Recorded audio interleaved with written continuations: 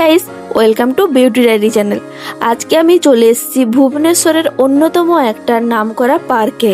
ভারতের অন্যতম সুন্দর এবং অনন্য চিড়িয়াখানার নাম যদি বলতে হয় তাহলে তালিকার একদম উপরের দিকেই থাকবে নন্দনকানন জুলজিক্যাল পার্ক। এখানে তোমরা টিকিট বলতে অনলাইন অফলাইন দুটোই পেয়ে যাবে, কিন্তু অফলাইনের জন্য প্রচুর ভিড় থাকে, আমাদেরকে লাইন দিয়ে কাটতে হয়। সেই জন্য যদি সেখানে স্ক্যানার লাগানো আছে তোমরা সেই স্ক্যানারের মাধ্যমে হোয়াটসঅ্যাপে টিকিট কেটে নিতে পারবে। এবং ঢোকার সময় অফলাইনের যে এন্ট্রি পয়েন্ট থাকে সেটা প্রচন্ড ভিড়, কিন্তু অনলাইনে ভিড় থাকে না। উড়িষ্যার রাজধানী ভুবনেশ্বরে অবস্থিত এই বিশাল চিড়িয়াখানা শুধু একটি সাধারণ জু নয়, এটি একটি বায়োলজিক্যাল পার্ক এবং প্রাকৃতিক সংরক্ষণ। আজকের ভিডিওতে আমরা ঘুরে দেখব নন্দনকানন জুলজিক্যাল পার্কের ভেতরের অসাধারণ প্রাণী, সাফারি, লেক এবং এমন কিছু বিশেষ আকর্ষণ যা এটিকে ভারতের অন্য চিড়িয়াখানাগুলির থেকে আলাদা করে তুলেছে। তাহলে চলুন শুরু করা যাক আজকের এক্সপ্লোরেশন।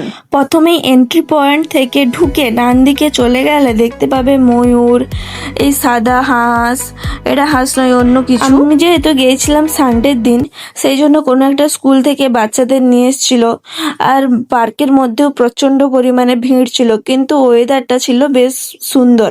যে আমি গরমকালে গিয়েছিলাম, তাও সেই দিন রোদ ওঠেনি, তো সেই জন্য আমার খুব ভালো লেগেছে ওয়েদারটা দেখে। তারপর দেখো, এবার চলো পার্কের আমরা আরো গভীরের মধ্যে প্রবেশ করব এবং দেখব সেখানে আরো কি কি আছে। এবার আমরা দেখে নেব হরিণ। এখানে কিন্তু যে বাঘ, সিংহ, হরিণ যাই হোক, সেটা কিন্তু এরকম নয় যে খাঁচায় বন্ধ করা আছে। তাদেরকে কিন্তু একটা অনেক বড় এরিয়া জুড়ে ছাড়া আছে এবং তারা নিজেদের মতো সেখানে খেলতে পারে, হাঁটতে পারে, বসতে পারে, ঘুমাতে পারে। সব থেকে ভাই এটা দেখো, জলহস্তি, ঠিক আছে, এটা 40 কিলো খায় একদিনে। কিন্তু এর পা গুলো দেখো কত ছোট ছোট, কিন্তু বডিটা কত মানে বড়। কি করে ভর সামলায় পায় আমি জানি না, কিন্তু এদের স্কিনও প্রচুর মোটা। তারপর আমরা দেখে নেবো এটা একটা মিনি বান্দর, মানে সত্যি বলছি প্রচুর কিউট ছিল। তার ওইদিকে ঘুরবে তোমরা দেখতে পাবে। দেখছো কি কিউট না, মনে হচ্ছে এটা তুলে নিয়ে চলে আসি বান্দরটাকে। ছোট ছোট বাচ্চা যারা 2-3 পড়ে বা 5-6 পড়ে, তাদের ঘোরার জন্য এটা একটা পারফেক্ট জায়গা। আর ছোটবেলায় আমি এখানে যেতাম, তাহলে তো অনেক কিছু শিখতে পারতাম, তাতে কি বড় হয়ে তো শিখছি। गाइस 3 किलोमीटर ऑलरेडी चल चुकी हूँ। सेम जगह पे घूम फिर के आके पहुंची। अभी जाना है दूसरे जगह पे, चलो जाते हैं। रटल तो नहीं है, रटल का घर ही देख लो।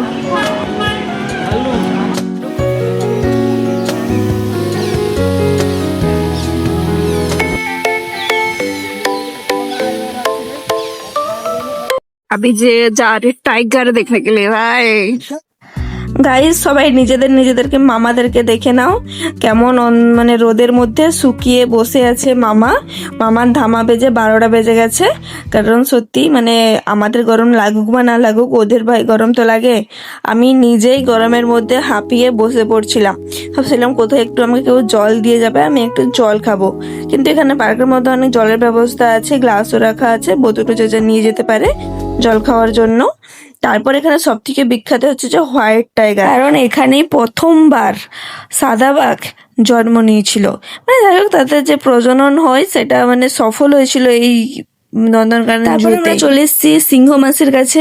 ও সিংহ মাসি अभी एक गाना याद आ रहा है, बोलो क्या? हम चलते चलते खो जाएंगे। सच में थक गई यार। अभी हम लोग जा रहे हैं रोपवे। रास्ता बहुत दूर है, तुम लोग साथ दो, बाकी वीडियो रास्ते रोपवे के ऊपर से। अभी मैं जा रही हूँ क्रोकोडाइल या पेट के अंदर से, देख लो। चलो अंदर देखते क्रोकोडाइल से मैं निकलती हूँ कि नहीं। और उस जगह पे आ गई मैंने। भाई ये कौन सा सांप है पता नहीं, मैं बस देखा, मुझे अच्छा लगा इसलिए तुम लोगों को दिखाया। देख लो, सब वगैरह था और कुछ खास था नहीं, तो इसलिए हम लोग जा रहे हैं दूसरी तरफ। रोपवे टिकट ऑलरेडी कट चुकी हूँ। एक पर्सन का 135 लेता है। तो अभी दूर पे देख रहे हैं रोपवे आ रहा है, चढ़ गई हूँ भाई, क्या बताओ यार। रोपवे ওঠার পর এরকম মনে হচ্ছে যেন মানে আমি আকাশের উপর দিয়ে ভেসে ভেসে যাচ্ছি। নিচে সবুজ জঙ্গল, এত সুন্দর লেক, পার্কের রাস্তা, এত পর্যটক ঘুরছে, উপর থেকে পুরো দৃশ্যটা না সত্যিই অসাধারণ। আবার সব থেকে একটা কী বলতো, যখন তুমি রোপওয়ে থেকে দেখবে নিচে সবাই বোটিং করছে, সেটা তো মানে অসাধারণ। रुपए खत्म हो गया यार। अब बस ऐसे इतना 15 मिनट घुमाया, 135 लेके गया। क्या भाई 135 15 मिनट के लिए, फिर भी आधा घंटा लगता है, 1 घंटा लगता है ना। चलो अभी नेक्स्ट दूसरी बोटिंग करेंगे, चलो देखते हैं। बोटिंग के लिए टिकट के अंदर आई, चलो देखते हैं कैसा रहा एक्सपीरियंस बोटिंग। बहुत सारा है, आधा घंटा 1 घंटा लगेगा, हम लोग वेट कर लेते हैं।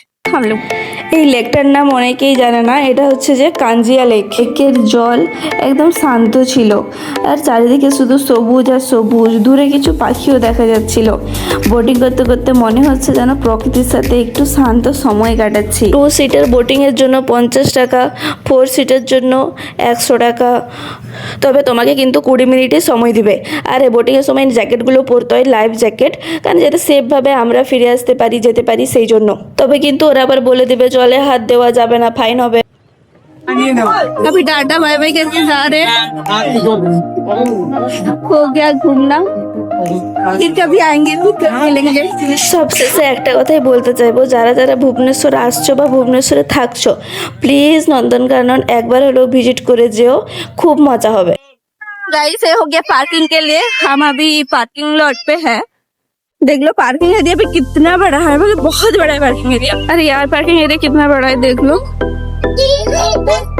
बहुत बड़ा है पार्किंग एरिया। ऊपर भी देखोगे, एक से ऊपर भी है पार्किंग, गाड़ी वगैरह रखते हैं, ये यहाँ पे पक्का पार्किंग होता है।